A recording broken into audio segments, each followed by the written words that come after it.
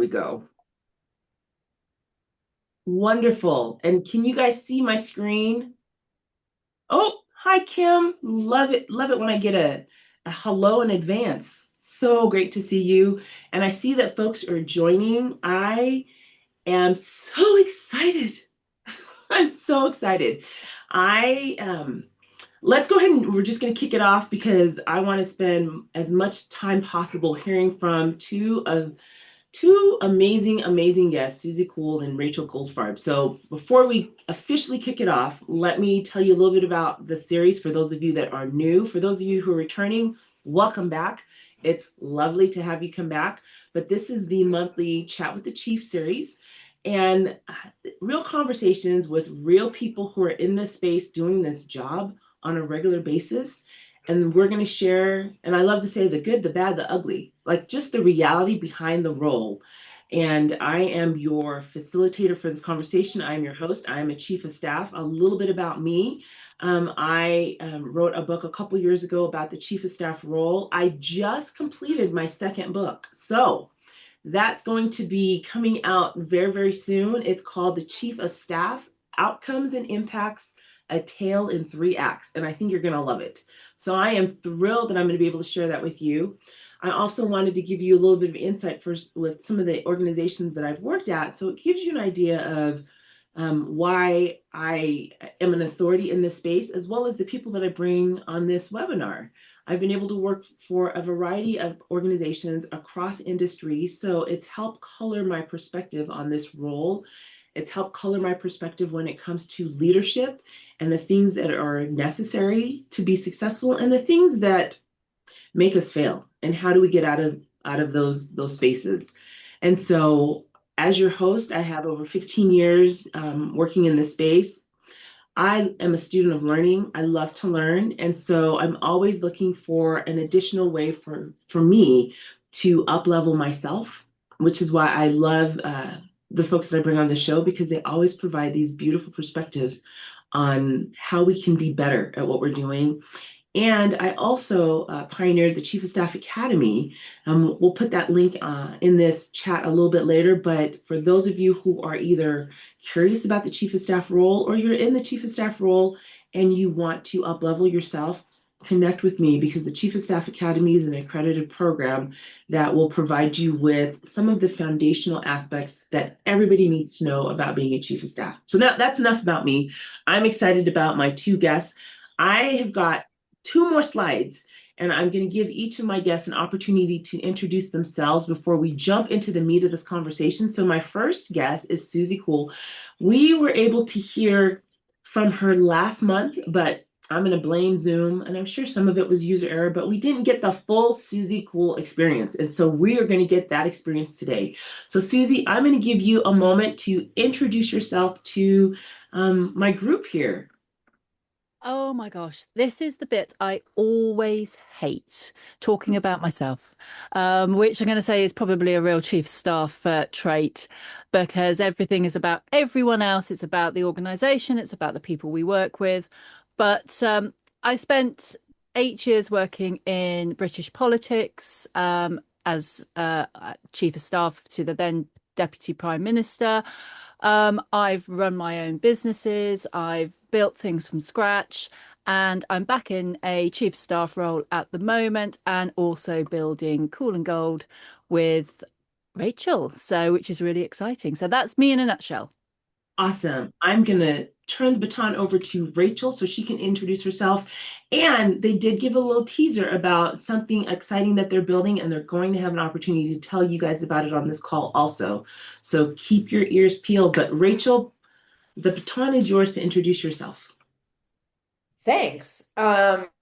So I'm Rachel Goldfarb. Can you guys see me or Yep. no? Okay, I great. yes. Um, I'm Rachel Goldfarb. I came at this through a very bizarre set of circumstances. Mostly, I managed to talk my way into supporting the Chief of Staff to the President of the United States. I was doing very unimportant work for very important people. Like that's always my thing that I say. And then I proceeded to spend the rest of my career talking my way into very big organizations like the Gates Foundation and the Consumer Financial Protection Bureau, and um, served as chiefs of staff, served as a chief of staff in those places. Now I am spending my time a lot of my time with Susie Cool, who is very cool. She's also unbelievably brilliant. But yeah, so that's what I spend my day doing, is basically following Susie around, not physically, but figuratively. And yeah, I'm really excited to be here. Awesome. I love it. So that is the slide portion of this. At the end, we'll have a couple that we're going to share just so folks, again, those of you that are new, what we do is we're just going to have a conversation about the chief of staff role. We've talked about it in advance, but we're going to talk about it. And it's like we're inviting you into our theoretical living room so you can listen to us talk. We would love to hear your questions. So there will be an opportunity at the end to ask questions. But if something hits your mind while we're talking, go ahead and type it into the Q&A box. And we'll make sure that if there's a break, we get to those. So I'm going to stop sharing and I'm just going to make sure that it's just your lovely faces that are here. And as we get started, I don't know if Susie or Rachel, which one of you want to kick this off, but why don't you let us know how you two came in contact? How did this collaboration happen? Oh, I'm gonna let Susie tell that story. Oh, well, Rachel ignored me. So there we go. That just Um, isn't true. I mean, it is sort of true, but I didn't mean to. I just don't check DMs all that often. All right, go ahead. and it wasn't. So I'll give you the full story. When I left politics, one of the things of working in a political arena is if you're working with extremely senior politicians, anything you say or do relates to them. So it would have never been Susie is doing this. It would have always been, oh, the Deputy Prime Minister's Chief of Staff and everything like that. So that's the first thing. And I was always asked, what's the thing I was looking forward to most when I left? And I said, it's having a voice again, which no one could quite understand because when you're in that environment, you cannot have any external voice. So I'd started to flex that muscle a little bit on LinkedIn, and I can be a little bit outspoken, and I have one or two opinions. No. And this person called Rachel kept commenting on my little rants on LinkedIn. So I sent her a message one day and said, "Do you fancy actually having a chat? Because we seem quite in agreement on most things." And I will say, I mean, I tease her. I'm very mean on that. But she then commented on something else. And I said, "Well, I did send you a message." She's like, "Oh my gosh." Which we then had a meeting, which was scheduled for half an hour. I think 2 hours later, we Mm. were still talking. I don't know how we were talking because I had the most awful cold and had no voice. So I was sort of, I don't know, croaking at you, Rachel. Um, Yeah. Rachel describes us as almost having the same brain, but from two completely different perspectives. We Mhm. don't agree on everything, but we know how it's aligned enough that we're going in the same direction. But yeah, the rest is history. We just clicked. Nice. I love it. Wait, wait, So wait. You didn't actually tell the full story, Oh, Susie. okay. You tell the rest Excuse of it. me. I'm being nice. So Susie then says to me, I have a secret. And I said, Oh, I love secrets. Please do tell. I mean, I've had people confess crimes to me. So, like, I'm very into this. oh And my. she said, I have written 47 assessments. And I said, Wow, I'm the queen of assessments. Please, by all means, send me one. I'd love to. And she said, Wait, wait, I've already done it on you. I was like, What? What are you talking about? So she has developed this fit and friction test where I know, Anne Marie, like that was my face. So she developed this fit and friction test where she just used my public statements, like things I'd been on a podcast, I'd done a couple of things. And I got to tell you, that podcast, like I never want anyone to see it, and I'd like to delete it from the internet because it was just, I did not think I did well. Mm. But She ran this fit and friction test based on these statements that I made in a podcast and some other places. And she nailed me to the wall. I mean, I've never in my life been so well read by somebody who's never really talked to me. And that was when I called her at 1 a.m. after, well, her time, 1 a.m. I called her after reading the fit and friction test, her analysis, and I went, and let's be clear, I definitely curse, but I don't curse where there are multiple curses in the, like, it takes a lot to get me to do more than one curse. And I went, holy fucking shitballs. Do you know what you have here? And I said, I need to help you. How can I help you? And Susie very generously said, I can't do this without you. I'm not entirely certain that that's true, but, um, and we've worked, I mean, the fit and friction test, it was so prophetic in Mm, that it really sort of said to us, look, you guys are going to work really well together. And it wasn't that we're going to agree all the time. It wasn't that we're going to sit there and sort of be sycophantic. I mean, it wasn't any of that. It was you guys are going to push each other when you need to, and you guys are also going to disagree when you need to. And part of what made that test so interesting is that it basically identified we how we would deal with each other when we didn't agree. Like I sort of mm, had an insight and a knowledge of how she would behave and act and do when she was feeling not confident or when she was, sort of unmoored. And it's really worked. I mean, we've had a couple of bumps in the road that I think in other relationships I probably would have abandoned ship, but the two mhm. of us are really, we're committed to this, to helping people, especially in the executive leadership space, Right. but also we're very much sort of aligned on how to deal with problems, how to sort of handle them. I don't know, Susie, if you have anything nice to say about me. No pressure, but you know. Oh, No, nothing at all. no. Um, I know it.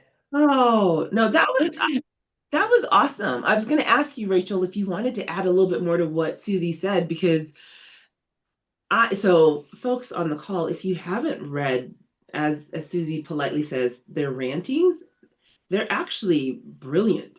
Like you should read whatever they've got posted. I enjoy reading it because there's an element of truth, because there's a lot of garbage out there. And when we talk, Actually, yeah, that's right, something I think we both feel very, very strongly about. And it takes a certain amount of, for myself, a certain amount of courage to put that out there on the internet, because as Rachel's found out, once it's on the internet, it never disappears. right, And some of what well, a lot of what we're saying is quite contrary. It goes against a lot of the nice agreeing, telling people what they want to hear. right, Whereas I feel that honesty, clarity is much more helpful to people than just being nice. And it's not that we're not nice, it is telling people what they need to hear, not what yeah, they want to hear, that's going to make them feel all warm and fuzzy. It's going to challenge their thinking. It challenges our thinking. right. And that can only be helpful to people. Well, I think there's a lot of things out there that are sugar coated.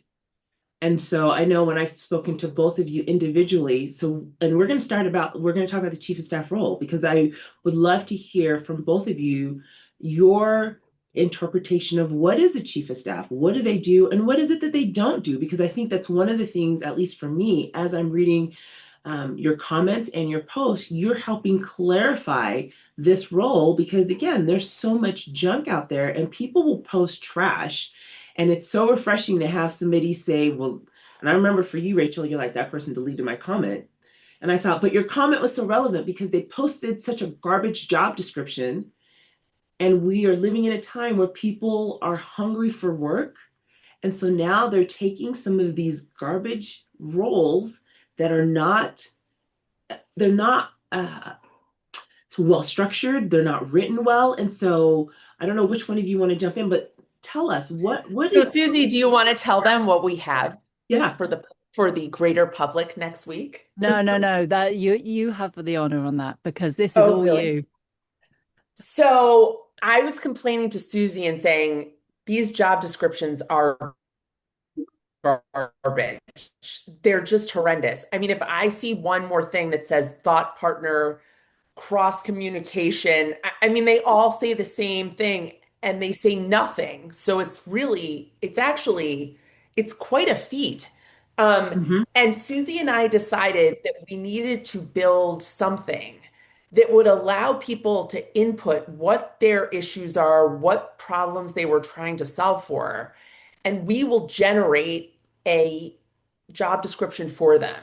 It's a Wow. tool that will allow them to build out a job description and sort of better express what the issues are and where and how they need to describe it in order to Hmm. sort of be effective.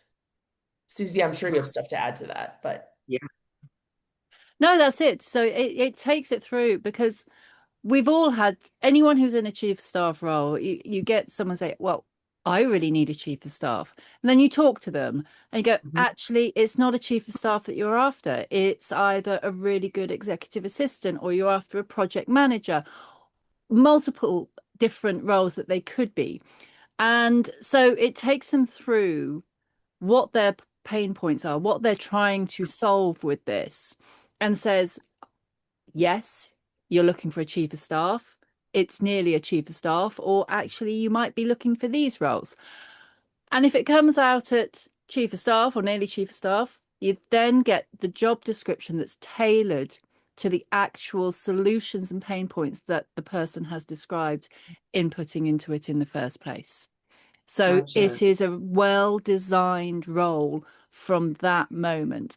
Obviously, then the proof of the pudding is that they see that through when the person comes into the position.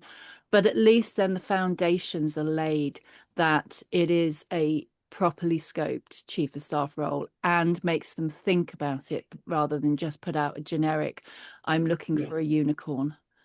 Right. So you said something really interesting just now. You said a properly scoped role because there's always the discussion around no chiefs are the same. However, there are Oh, ho, ho, ho, ho. a role.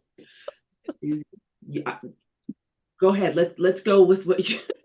Oh, Henry, oh. now you know what my life is like. Every night I'm like, please, Susie, go ahead. Okay. No two organizations are the same. Even in the same sectors, the same size, no two organizations are the same. So in that definition, no two chief of staff roles are the same. But that's the only difference is Mhm. the organization, what stage it's at, what challenges it's facing, what are the current priorities. That is the bread and butter, the everything that Right. happens day to day.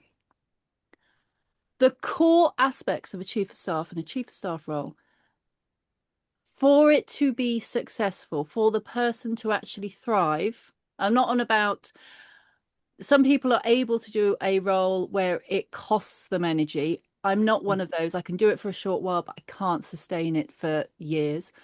Mm-hmm. Those core aspects of what enables a chief of staff to thrive, both the wiring of that person with the ego management, being able to deal with context changes, all of those things. But also on the other side is the role being set up right. Right. So that there's the expectations that they're not going to be managing a diary. They are there to push forward the organization as a whole, which includes the three aspects of the leader, the senior team, and the wider organization. I Right. saw something earlier and it had everything in there and it made me cringe. It had business support, prioritizing the leader, natural step from executive, and it had placed it at the top of this business admin. I mean, I'm going to say I am awful at admin. Oh, absolutely yeah. awful. And if I say Mhm. something, see something else about the chief of staff writes the daily briefing, no, they don't. One, you can get AI to do that, but or two, you can have EA do that. That's an admin position role. Um, and it really annoys me when I say that there's no same chief of staff and they're all different. It's an excuse for the mess that is Yeah. proliferating across every industry. The core aspects of the chief of staff role are the same across every industry, Thank every you. Yeah. stage. What changes is the day-to-day priorities, which they would do in any role within that organization, because it's the Mhm. organization that's unique, not the role. Sorry, Right. I feel like I got on my little soapbox then. Get on your No, and soapbox. I think I'd want to add to that too that I Yeah. think um, we often we're at a point where we are over indexing for the principal or the executive. I'm Mm, convinced that um, I have a theory that because, before COVID, when you were showing up to office spaces, an executive would sit here, the executive assistant would sit here, and the chief of staff would sit right next to them on the other side, or, whatever. They were all sort of closely physically together. right. And I think that that often serves to conflate the executive admin with the chief of staff role, right? There was just sort of this, oh, it's executive support, so it's all sort of the same. Um, and of course, like Susie and I are completely aligned on this, which is, um, you're there to protect the principal and extend the principal's time. That's it. You are not there to worry about every little thing that occurs to the executive or where her keys went or where his binder went. Like none of that stuff Right. is within the remit of a chief of staff. That is solely with an executive admin. And when they are given the opportunity to do their jobs well and they rise to the occasion, you don't ever want to touch an exec. I mean, they're the most important person in the room, even when the CEO is in the room, because they understand the push and pull and all of the sort of Mm, intricacies of a leader. Whereas the chief of staff needs to be focused on moving the organization forward. It has nothing, it has very, I mean, yeah, of course, like the executive is important. But when I was at the Consumer Financial Protection Bureau, I had 6 different bosses within 4 years. And so I was very much the consistency around the organization. And I was considered sort of the leader that got the group through all of mm, these changes. And it's because I wasn't tethered to a particular executive. It's because I was working and focused on the organization as a whole and getting us through to the goals and mission and values of the things that we were trying to accomplish. So I think that that's also a really important thing to recognize is that in a lot of these job descriptions, it's very much about supporting the executive, which I think is really a mistake. I think right. it sort of limits what the chief of staff can do. So, Susie, I mean, I completely agree with Susie, of course, but I also think that we really do Yeah. overemphasize the executive when we I Well, shouldn't. banned. something that you had said a while, like you and I had a conversation about this before, Rachel, where we talked about the wiring of a person who is a chief of staff, and there's a level of crazy in the role that you just have to be ready for. Can you talk a little bit more about that? Because I think that's really important in context of what we're addressing right now with how do you operate as a chief of staff? So I didn't ask you to ask that question, but I could pay you right now because I'm going to talk about one of our wonderful tools, which is the Chief of Staff Readiness Assessment. And that Susie can talk more about this, but basically, this is a tool that allows people to understand whether they are wired for this role because there is a wiring. You have to not have ego, right? You don't want to be at the center of attention. You don't want to be in the middle of the room. Hmm. And so I think it's important that people sort of, we have a quiz out that's free and then we have an entry assessment. But ultimately, if people are thinking about becoming a chief of staff, or if they are a chief of staff and they're struggling in certain ways, Yeah. this helps to identify what's the wiring that you have, which is sort of the underpinning of everything. And then on top of that, it's sort of a skills assessment and understanding what you need in order to be an effective chief of staff. But I really firmly believe that there's a type of person that has to do this job. It is not for everyone. It is actually, I mean, because quite honestly, you and I have talked about this, Anne Marie, and Susie as well. This is a job that is hard as fuck. Like it is just, it is Mm. relentless. It is just, it's unforgiving. It's just so difficult to do.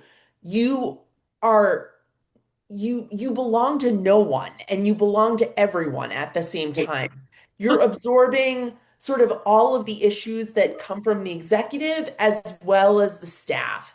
And you're trying to hold all of this in a way where you facilitate and encourage communication, but only at the right time and only at the right moment, right? And so I just think, everybody sort of sees this as the sexy role thanks to Aaron Sorkin. But the reality of the role is that it is actually really difficult. And the joy that I get from seeing people turn up to work as their best selves and clearing barriers for people and making sure that they can do their jobs, that to me is like, I don't know what it is, but there's some internal mechanism in my body that sort of like, that's the goal for me, is to help people become their best selves.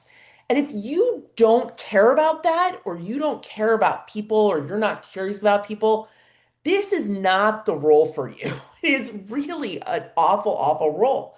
Um, so I think that that's, important to sort of mention. I don't know, Susie, if you have other things you want to say about the chief of staff readiness. I went on my soapbox for a little bit. Sorry. No, I was just actually reading Sarah's question in the Q&A, which I think is quite pertinent with this, because it's not all about they say we see a lot of courses saying if you learn this, you can be a chief of staff. And that isn't the core aspect. The Chief of Staff Readiness Assessment looks at that bit of crazy that Rachel's just described, with the bit of magic, like the fit and friction behind the scenes, which is, I will say, quite complicated, but it looks all nice and simple on the outside, which is designed that way because it's supposed to be understandable for the people using it. But what it means is a chief of staff can come from anywhere. And Sarah's currently an EA. And although we say that it's not a natural progression from EA to chief of staff, Mhm. there are many few EAs, who are wired for it because they have outgrown that role. But the same Yeah. can be said for people who've worked in politics. If you've had to work in politics, or anyone who works in the third sector with charitable foundations, because you are persuading people to do stuff there that they don't want to do, because you're usually working with volunteers. And if you Hmm. can influence volunteers, trust me, you can be a great chief of staff. Project management, again, that can come in, but it can come from anywhere. That's the core thing. The one thing that the things you don't have to have to be a chief of staff. Ooh, Don't I have, know yeah, you're gonna list them. You don't have to have an MBA. You Mike, you're, don't have to My have, God. you don't have to have been to a top 5 university. You don't have to have been worked in one of the big consultancies. mhm, mhm. That's not to say chiefs of staff can't come from those, but you don't have them. It isn't the core aspect. So, Sarah, to you, if it's something that you're interested in, I would say your first port of call is go and actually we'll ask Blossom if she can just link to the wiring, the free Yeah. wiring quiz. It's 8 situational questions. They are purposely designed to test this. If it comes back absolutely no, that answers your question. If it comes back anything else, that also answers your question. It is to be honest, but it's not the final thing. They do not give you a lot of information. That is part of the design because when you are in a chief of staff role, sometimes you have to act quickly with very little information. Right. So that's what I would say is it can come from anywhere. And it is so important that we don't box in and Yes. miss great talent for organizations because we're saying you either have to have been an EA or you have to have an MBA. Any of those things, it's not. It's about that, and I'm going to use this term now. It's about that core crazy that Yes. makes this role work for some people. Well, and I want to kind of stay on this point for just a second also before we move on, because all three of us have talked about you don't need to come from a consulting, you don't need an MBA, but we see the flip side all of the time where people are asking for these. Why is it not important that you have those specific qualifications? Oh, please let me take this one. So, number one, I am a graduate of the University of Pennsylvania, an Ivy League university. I always say that it's really important to understand that the Penn of yesteryear, when I went, you know, 20 plus years ago, because I'm not going to really age myself, and the Penn of today could not be more different in that when I applied, you had to basically have a body temperature of 98.6 and like 3 active brain cells, and you were good to go. Like if you had a grammar mistake in your essay, that was the disqualifier. Now you need to be like, you know, the king or queen of a small African nation. And not just that, but you also have to demonstrate that you made massive transformational improvements within that country. Like it can't just be, oh, I'm the king. It's also, I'm the king and I really did an amazing amount of stuff, right? So here's why I will tell you, you do not need any of these things. First of all, I sat next to and worked with all sorts of Wharton kids, and I got to tell you something. They don't know about empathy. Like that's not something they teach in the first, sort of moment of Wharton. Like you don't learn that. You're Mhm. wired for that. You care about people. You're curious about them. These are not things you're learning in the classroom. They're things that you're learning in life. With Right. consulting, you know, I think that there's this sort of obsession with, well, they understand companies and well, they understand um, PowerPoint decks. And I'm like, that was really relevant 10 years ago, maybe. But right now, anyone can make a PowerPoint deck because of AI. So you really don't need those skills. And frankly, what consultants do is they drop in and they drop out, right? There's no real ownership over what happens within this organization. Of course, they want it to be successful, but that is not the requirement for being an effective consultant. So, in some ways, I actually think it completely undermines what a chief of staff is when you're from a big four. Like, I don't, I mean, yes, they're smart. Yes, they went through a series of sort of unofficial tests, right? That they demonstrated that they're bright and smart. I don't know if they're interesting though, and I don't know if they're curious about people. I think that they're Mm. curious about business and business acumen and how to sort of deal with that. But beyond that, I don't know what they're good at. Um, and let's see, was there anything else? There were and the MBA, which is, Right. look, Right. the MBA is an incredibly useful degree, right? Let's be honest about what an MBA or graduating from UPenn means. You have an unbelievable network of people Hmm. who are running or helping to run major organizations, major companies. There are all sorts of things, right, that sort of help to move that forward. But they are not, that doesn't automatically make you a chief of staff. You having Right. a network doesn't get you to the chief of staff. And I will say, Sarah, too, that look, there are actually executive admins who've been extraordinary chiefs of staff. Mhm. But that's because they recognize that there's something else that they want to pursue and that it's a broader. I mean, I'll give you a little hint. I was an executive admin as my first job out of college. I was terrible at it, but I sort of, like, that's where you get your feet wet and you sort of understand, okay, this is where executive support lives and how does it operate? And I observed so much that I loved that I knew that that's what I wanted to do. But I don't think it's, look, I don't think because you're an EA, you're banned or barred from being a chief of staff. But I think we have to recognize that the two jobs are fundamentally different and they require completely different skill sets. Nice.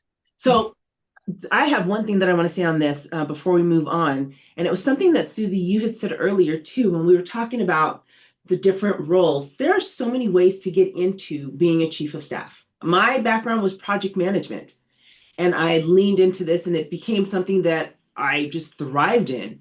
And so it shouldn't be a disqualifier, but it is definitely something that if you have access to resources to a network that can help you understand this role and gaining that experience, there's a likelihood that maybe this is something that you want to step into, or maybe it's not something that you want to step into. So it isn't, if you you're an EA, you can't be. We have over indexed on the EA chief of staff thing wildly. Not us, the three of us, but I think as industries. And there's so many roles out there that this is a path for them also. And then we want to be able to recognize that.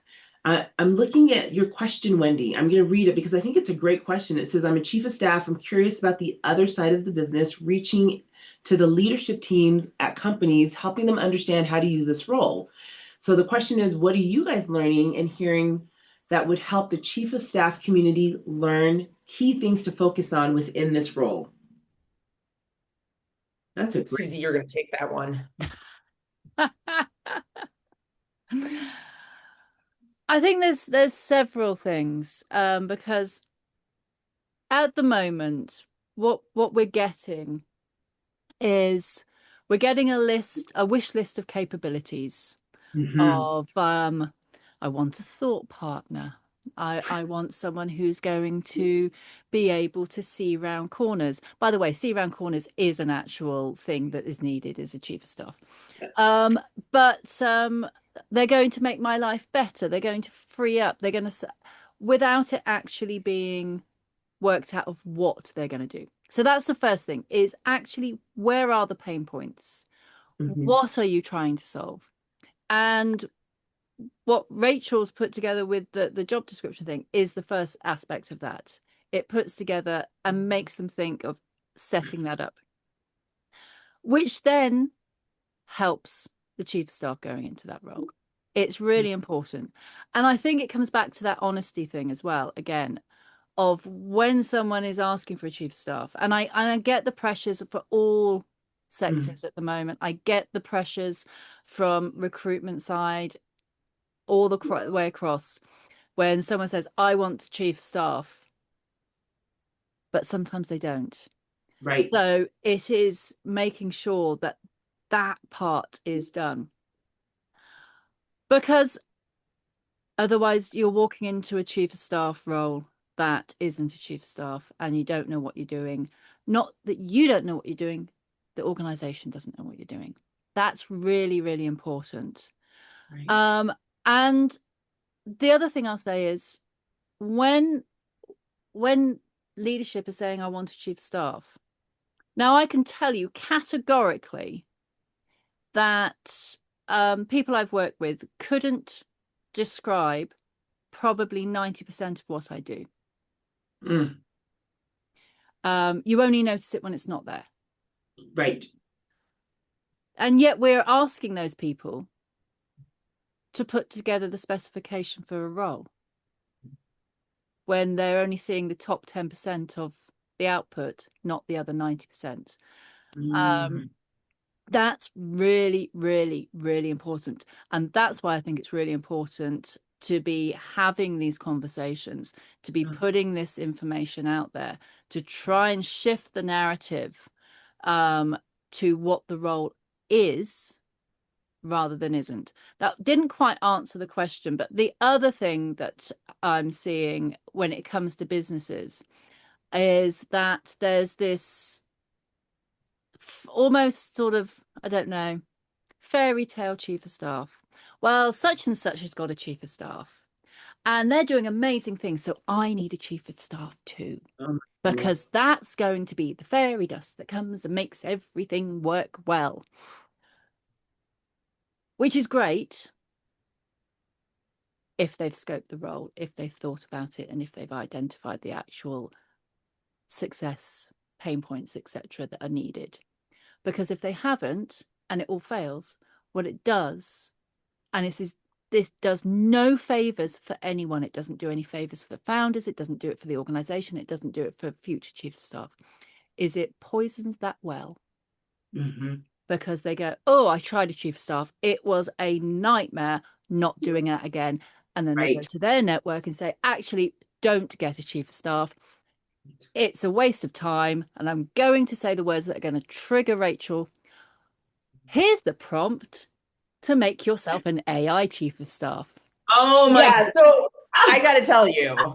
So Oh, I've now turned it into a personal mission to convince every tech bro idiot that, yeah, Laura Little helps me with this. So I've convinced I'm really working one tech bro at a time, but I actually go into their comments and say, you are out of your mind if you think that seven prompts are a chief of staff. Like right. you clearly don't know what a chief of staff is if you think seven prompts is what we do all day and that you can just simply, exchange one for the other, like we're interchangeable. And let me say that I am not a believer, I'm not a purist. I'm not sitting here saying, well, AI could never take over for us, right? I mean, it could. There might be a world in which 2 years, 5 years, maybe this, AI has judgment, discernment, can read a room. I can't really imagine that, but when the iPhone was dropped in 2007, nobody sat there and thought, oh, this is going to destroy teenagers in America. Great, right? I mean, you don't know what's going to come of any of this stuff, Right. but I cannot stand when these guys who don't know what a chief of staff is calls a task management system a chief Mm, of staff. It's just, it couldn't be more inaccurate. I also want to address really quickly Kate Carlson's question because she was asking about COS roles in the military. So, Kate, good news. The chief of staff was born from the military chief of staff. Eisenhower brought on the first civilian chief of staff in the White House because he came from the military, and that's what Sherman Adams was responsible for. Um, as a student of history, you know, the military has really been very important in mm, shaping what this role is and what it's supposed to look like.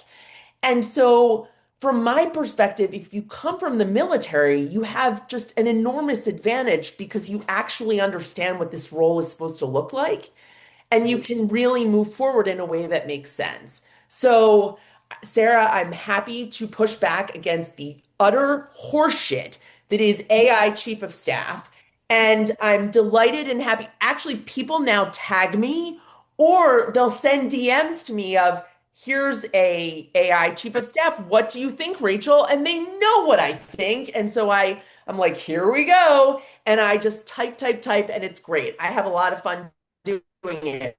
But it is very disturbing to me that we have people who think that a chief of staff, you can sort of say interchangeably task management, chief of staff, calendaring, chief of staff. And I will also see something fairly controversial here, which is we have members of our own community that are pushing that narrative. That is a Yeah. huge problem.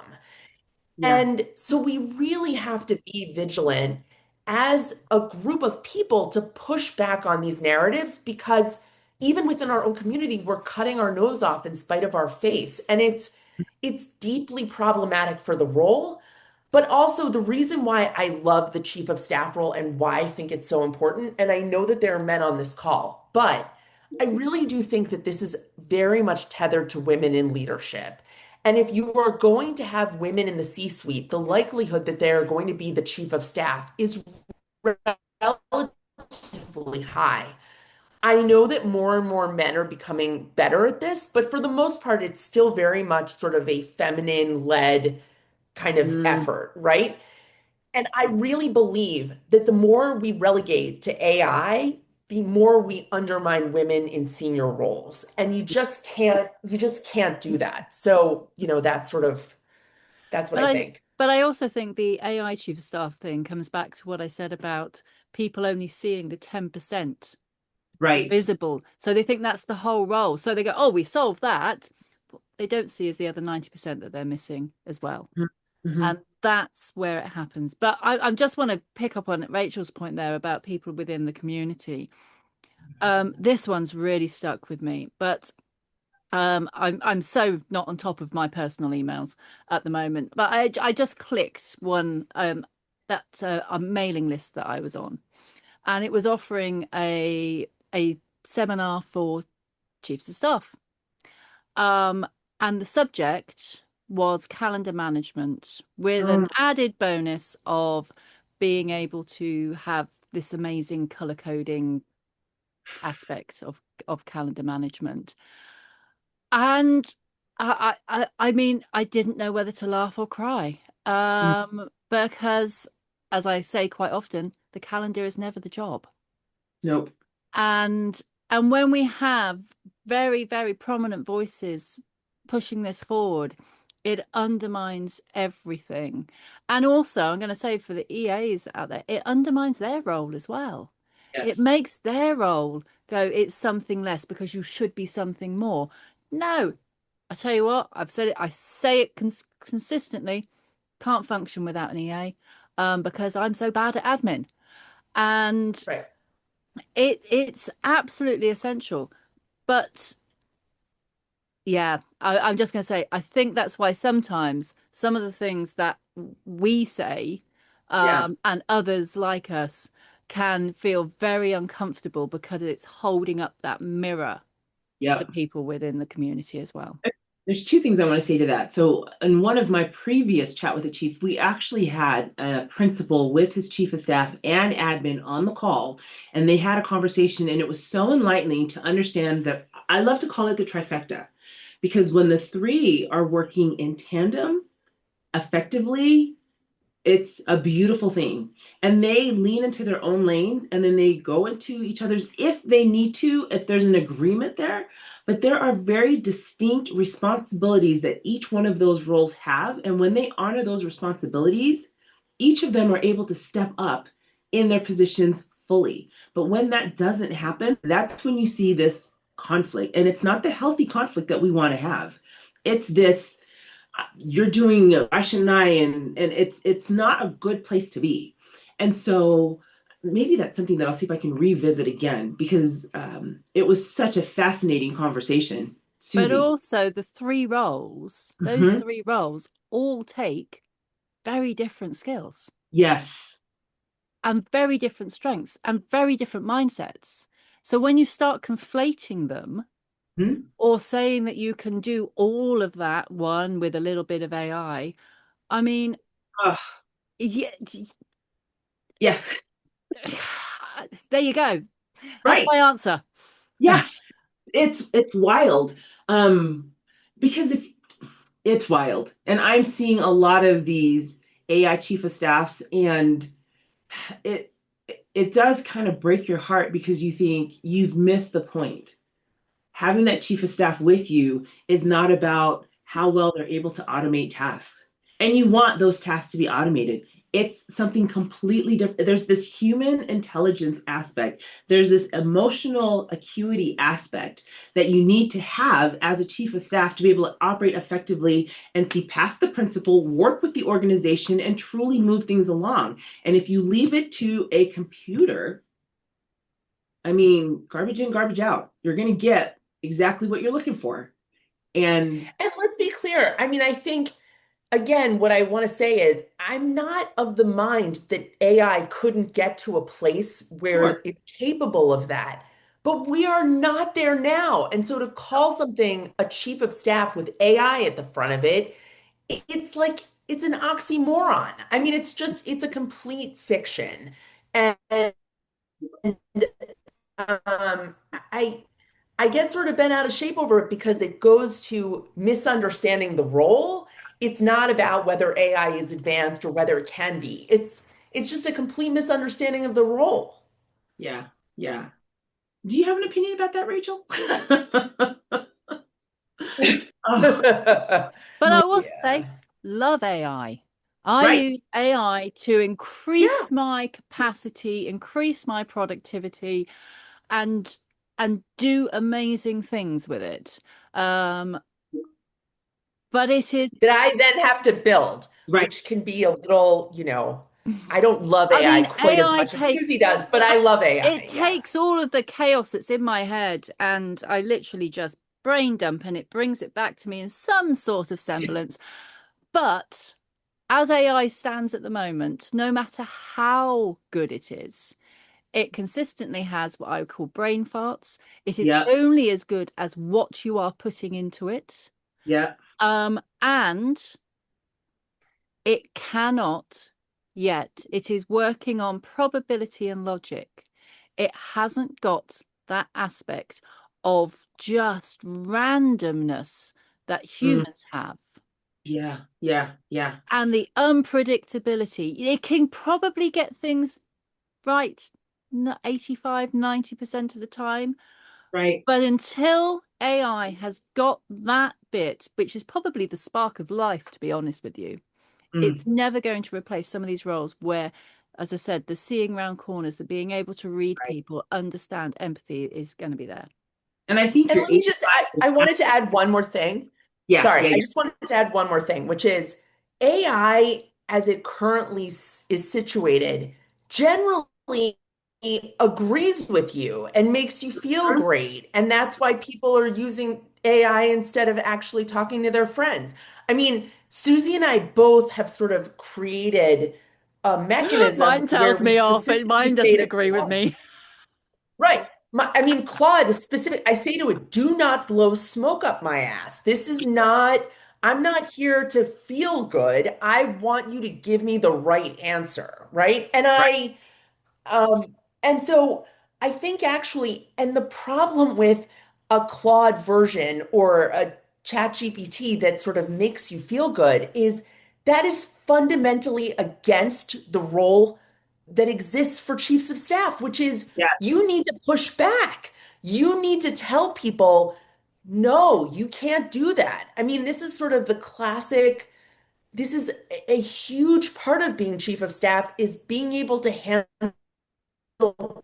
pushback and having the presence and understanding of the organization to say to somebody, actually, that's going to be a nightmare for you, right? And yeah, this is part of protecting the executive and making sure that the executive is there's some risk mitigation around that. So that becomes right. very important.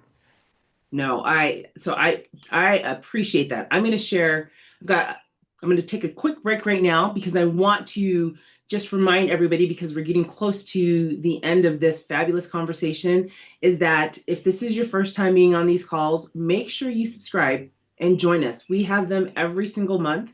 I feel so lucky that I was able to get both Susie and Rachel in the same room at the same time to talk. This has been fascinating.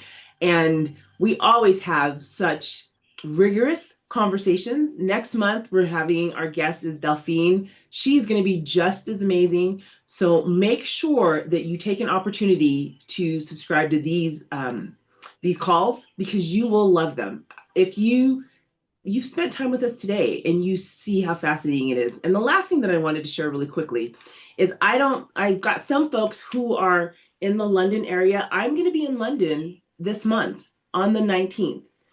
And I am doing a workshop, and we're actually talking about the chief of staff role in AI. Some of the things that you've heard on this call that you want to get some clarity around. This would be your opportunity to join, meet me face to face. It's a very small group, but we're going to talk about the nuances, the things that you need to be aware of.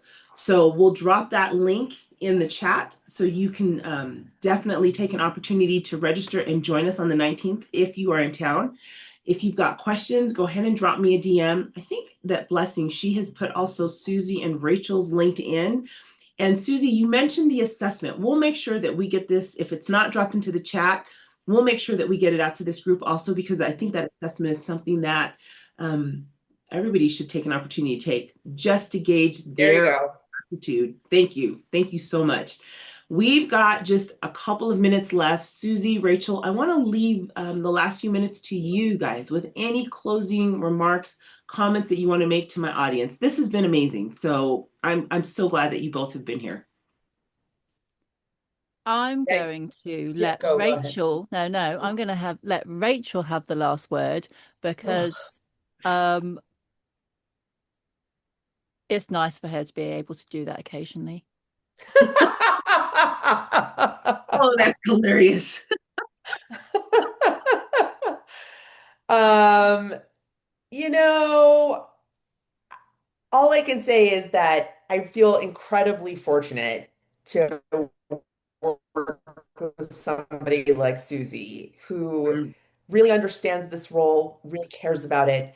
And the two of us are both truly committed to making this a better experience for everyone, not just for yeah. executives, but also for chiefs, because there's a reality where this is a job that's so hard and so challenging. And Mhm. the idea that we're setting people up for failure just goes against everything that we sort of believe in. And I think for us, this is the ultimate chief of staff ness in us, right? Is that Yeah. we want to help people. We want them to feel like they have identified whether they are wired for this or they're not. And as we move forward in our building, we want people to recognize when there's fit and friction, right? With Mhm. your a leader. Like, can you are you going to be well matched with somebody? I mean, we want to arm people with information about who they're going to work with before they accept a job as chief of staff. Because the reality is that also can fall apart and disintegrate.